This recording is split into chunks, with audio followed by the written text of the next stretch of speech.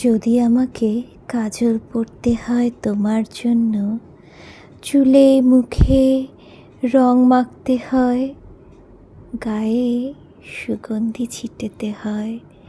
সবচেয়ে ভালো শাড়িটা যদি পরতে হয়,